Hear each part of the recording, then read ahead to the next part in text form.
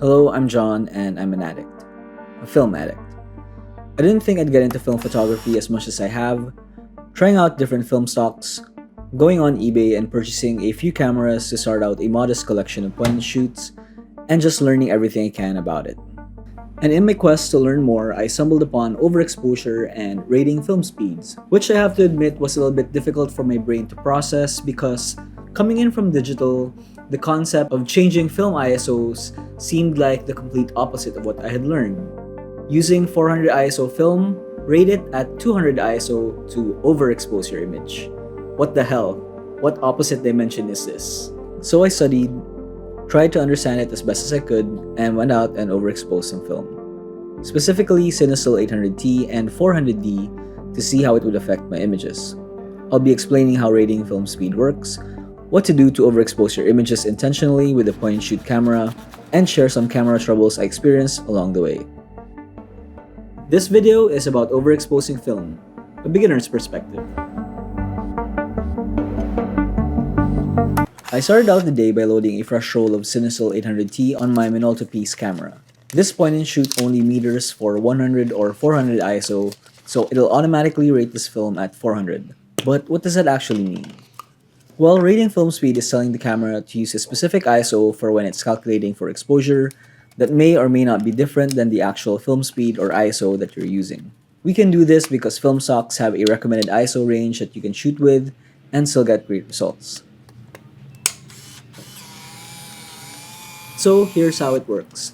By rating your film speed with a lower ISO, you're overexposing, and by rating your film speed with a higher ISO, you're underexposing. Confused? So was I. Really confused. But then again, I'm confused by a lot of things, like macaroons and macarons. So let's say you've placed 400 ISO film on your camera. The DX code on your film will tell the camera what ISO to use for your exposure. If your film doesn't have a DX code, your camera will usually default to an ISO setting like 100. When you point your camera at a scene, its light meter will calculate the amount of light needed to get proper exposure, and will adjust the aperture and shutter speed accordingly. If however you've rated your film at 200 ISO, or tricked the camera into reading 200 ISO film instead of 400, 200 being an ISO that's less sensitive to light, the camera will open up the aperture or slow down the shutter speed, or both, to let more light into the film. So using this aperture and shutter speed that's meant for 200 ISO film, when in reality you have a 400 ISO film, you'll have more light than you actually need, and this will result to an image that will be overexposed. For the life of me, this took me a little bit longer to understand than I would like to admit, but here I am admitting it anyway. But I think coming in from digital, my brain just had to do a little bit of rewiring so I could understand it better. So I hope this helps, and I hope it doesn't confuse you any further. Now, how exactly do we rate film speeds? I'll explain that after we go through our first stop, the National Museum of Fine Art, and to our first little camera mishap, which was here near the entrance where I saw this staircase that had natural light falling into the scene beautifully and took my first photo. How in the double exposure hell? So for some reason, not only did my camera activate the flash even though I had pressed the flash cancel button, it also decided not to advance the film after the first shot. I of course didn't know this until I actually got the scans of my film. What was in my mind was that flash photography isn't allowed here, and not wanting to risk the flash activating again, I decided not to take any more photos. Except for this one, which was farther away from the main art pieces. I would have loved to take a picture of the main attraction of the museum, but since I wasn't able to, let me just show you some clips. Cue classical music.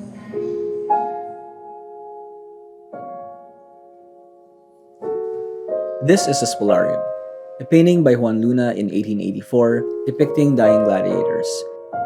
It is massive and is truly a sight to behold.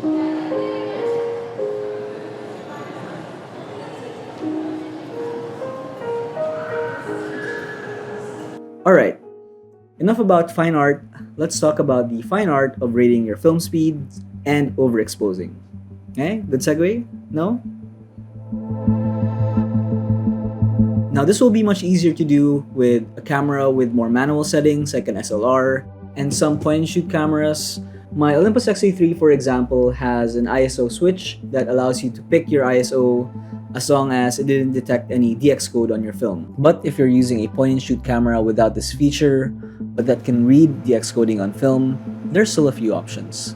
The easiest way, though not without additional costs, is to purchase a DX code sticker, which comes in different codes depending on the ISO that you want to use. Just place the sticker where the DX code should be, and your camera will read this instead of the DX code that's on your film, and you can get that overexpose setting that you want. I have yet to try this method, but I've heard it works pretty well, so I have a bunch of stickers ordered and on the way. Another option is using exposure compensation if your camera has this feature. Usually it's a plus 1.5 value, though other cameras might have different increments. What this does is to tell the camera to add that specific value to the proper exposure, and it'll adjust the aperture and shutter speed accordingly to compensate, resulting in an overexposed image. And finally, for those of you who want to get their hands dirty, you can scratch off the black portion of your film's DX code with sandpaper or something similar and create the code yourself. This silver area acts as a semiconductor, and the top portion is split into 6 zones, which is what your camera actually reads. The combination and availability of the zones dictate a specific ISO, and by blocking these zones off with electrical tape or anything that will stop the conduction of electricity, you can DIY your own DX code.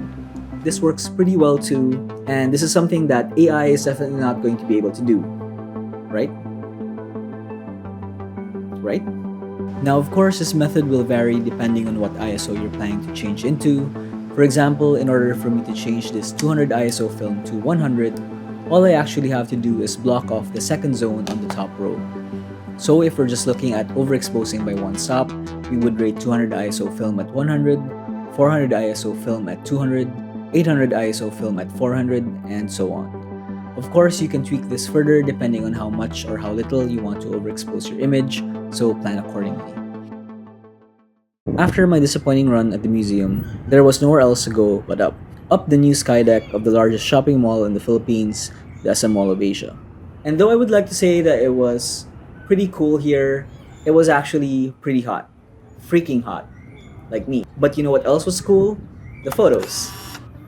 Cinestill 800T is a tungsten balanced film and was made to be used for artificially lit and low-light scenes. But overexposing it by around a stop, which is what the manufacturers recommend for daylight shooting, results in a bright, indistinct look, which I'm really digging.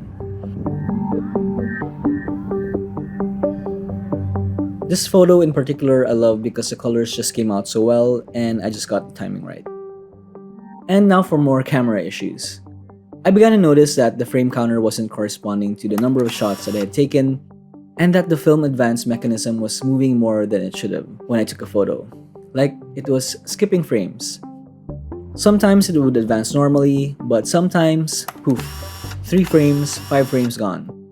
Not only was I melting on the outside from the extreme heat, but I was also melting on the inside because I was losing photos.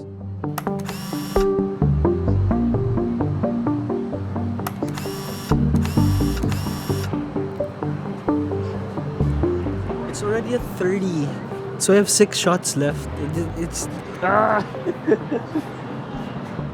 But I guess that's just part of the process of film photography. It's like a box of chocolates. You never know when you're going to lose 13 frames of photos. So, why do we want to overexpose film? That's because color negative film has a good dynamic range and a great latitude for retaining information in the highlights. When your film is exposed to more light, it can capture more information, and you'll end up with more detail in your image, like this photo that was overexposed by about 1 stop of light. However, when you underexpose, less light gets into the film and you won't be able to capture enough information in your scene, resulting in less details in those shadows. This image, for example, though correctly exposed for the scene, we're able to see a good contrast between an area of the film that has good exposure and an area that was underexposed, though intentionally. And you can see that there's barely any detail in those shadows. So if your overall image is like this, though it still can have a distinct style and look, a lot of the time it can come off as muddy is a term I hear a lot, and I kinda agree. This is what happened to a lot of my early photos because I really had no idea what I was doing. So by intentionally overexposing our film, this allows us a little bit of wiggle room to edit our photos and play around with the exposure once we get our scans. Now, you might be thinking, doesn't editing our photos take away from the essence of what film photography actually is? That analog aspect, taking the photograph and, that's it, straight out of the film.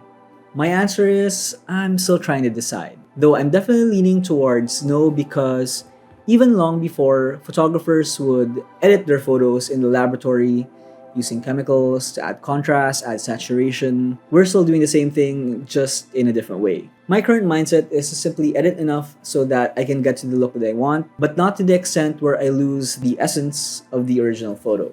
That's just my take. Let me know yours.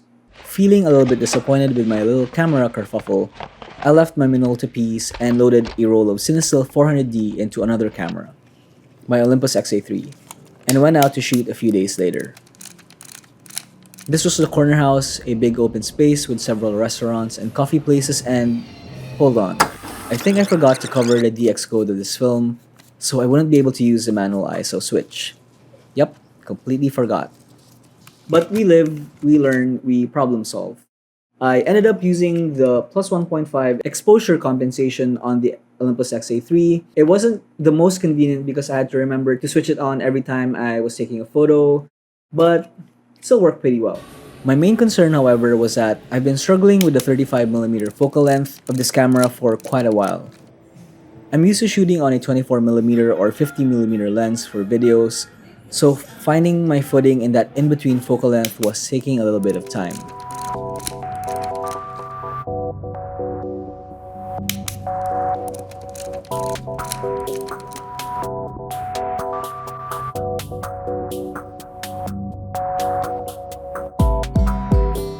But I think I finally hit my stride when I got to the next location, the Ronak Art Center. This place is well known for having an art gallery hidden behind a fashion and lifestyle storefront, but I think it might be more famous for this spiral staircase where most people go to take photos. I, on the other hand, wanted to take photos of the stairs. I was feeling especially inspired as the location lent itself to tons of great composition, and I think I finally figured out what works well with my visual style with a 35mm focal length.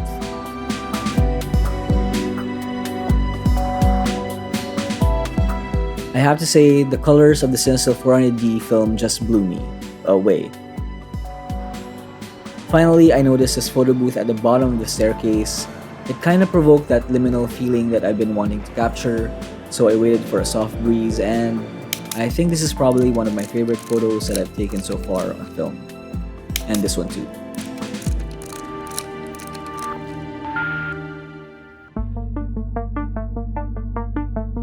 And that's my experience with overexposing film. I hope this video will be helpful to any of you wanting to try this out.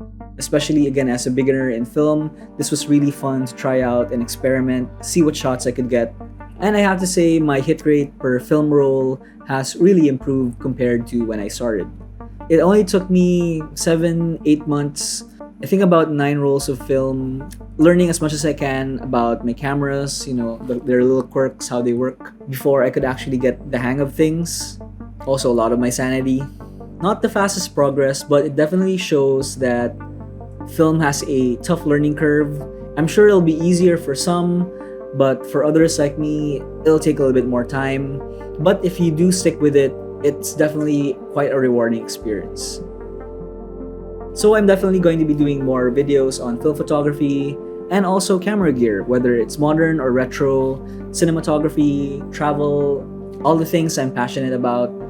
So if you enjoyed this video and my stupid humor, do stick around and subscribe.